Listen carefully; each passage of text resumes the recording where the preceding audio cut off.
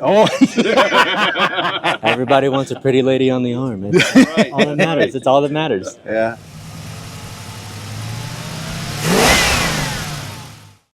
Hi folks, Jay here with Two Guys in a Ride. I'm here with Fred Mayer in downtown Des Moines, Iowa at the Concours d'Elegance with his 1929 Model K.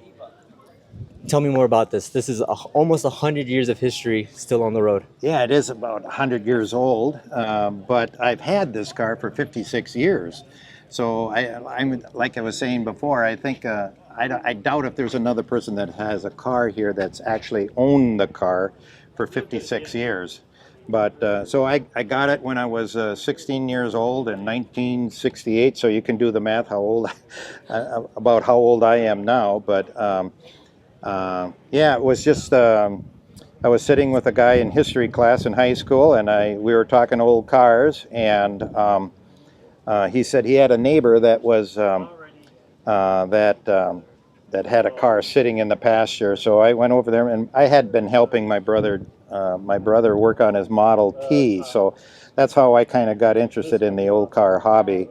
And so we drove over there and made a deal, and I bought it for $25, and so it really wasn't a chick magnet in high school.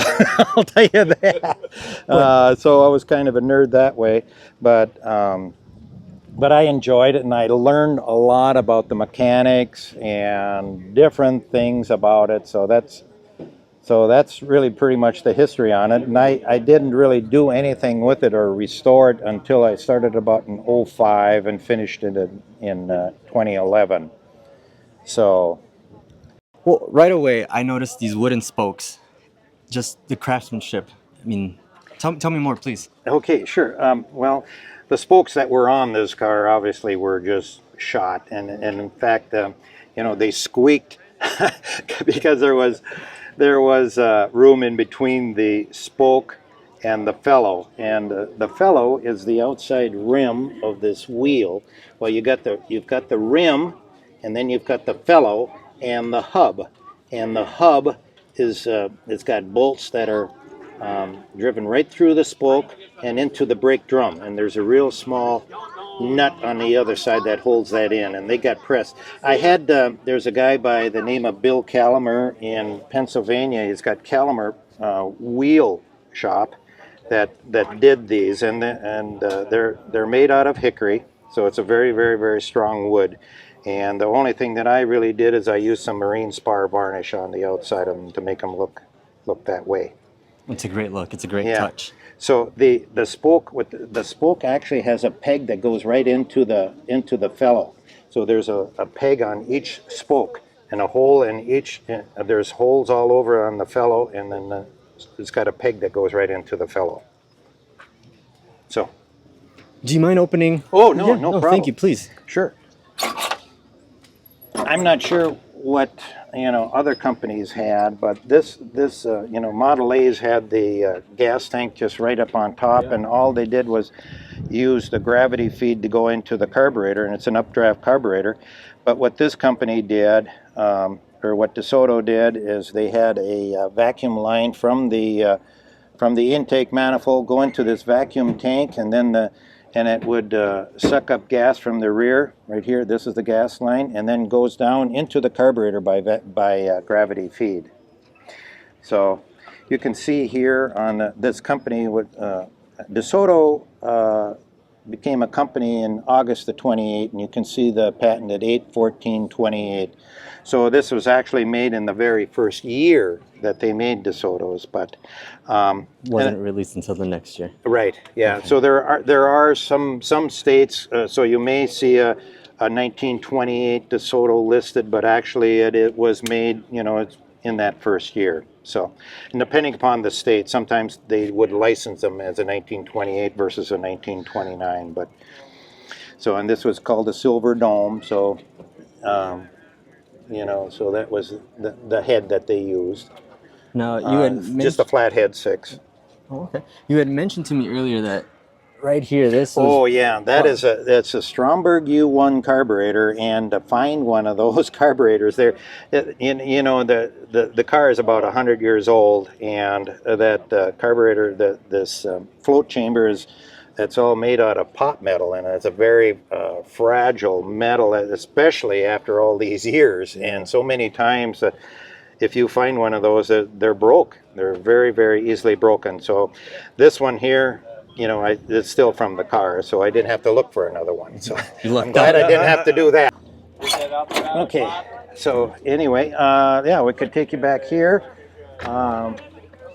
It had kind of a wood graining for the molding, really pretty basic inside there. It's got, you know, on the hand levers, they were also pot metal, and those things are extremely hard to find. I mean, most of them were broke off, but I did find somebody that had a molding on that, and so that's how I got those, because the original ones were broke off.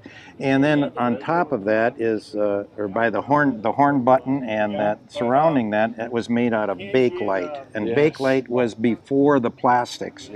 So, but I was lucky to have that. Let's see. Otherwise, other than that, as far as the dash is concerned, it's pretty basic. It's got a gas gauge. It's got a oil pressure gauge, and let's see, and an ammeter along with the speedometer.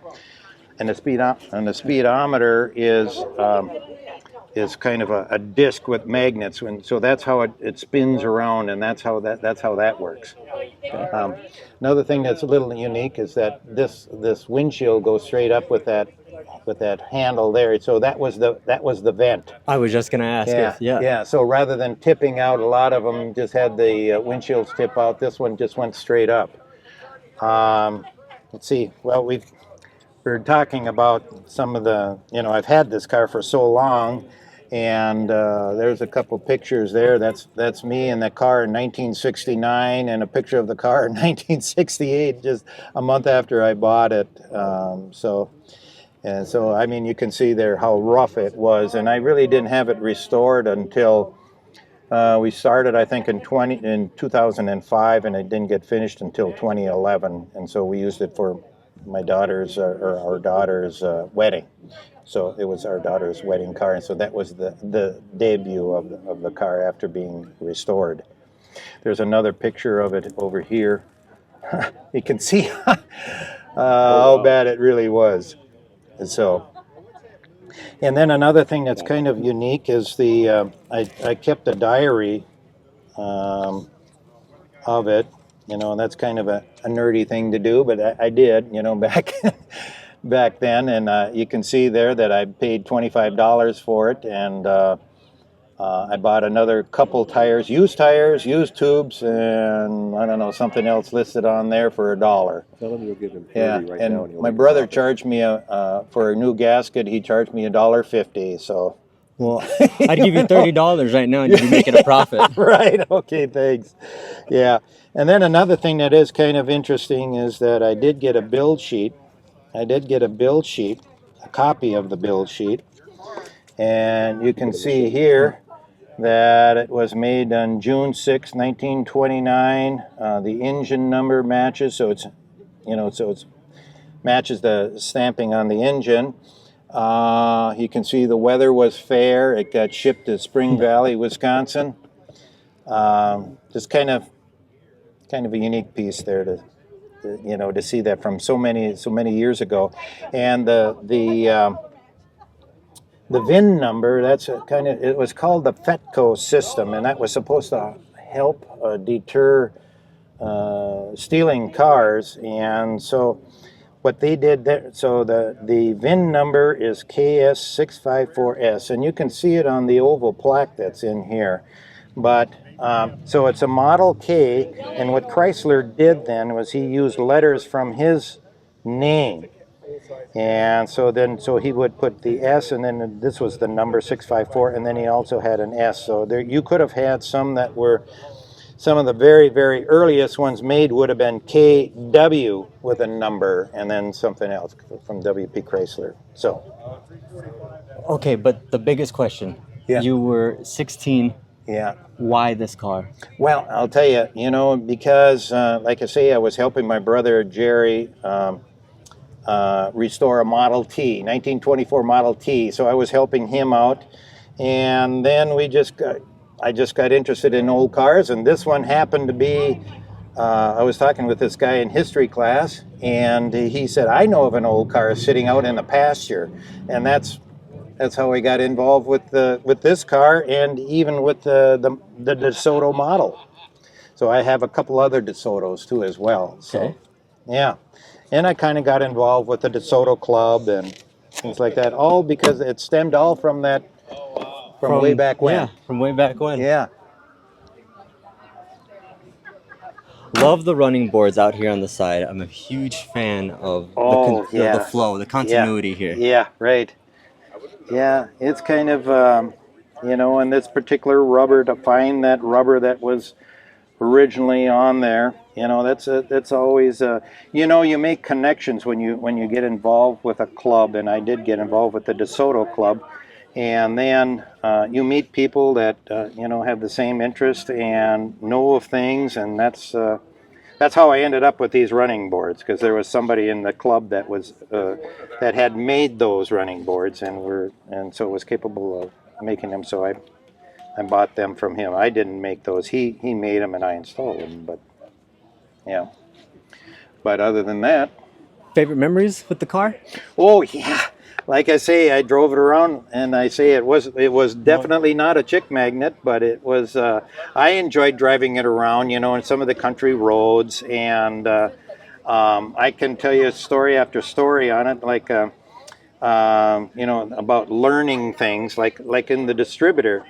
When I was working on it at first in high school, the coil, there's a flipper on the rotor where it makes contact in the middle of the distributor, and that rotor did not make contact with the coil.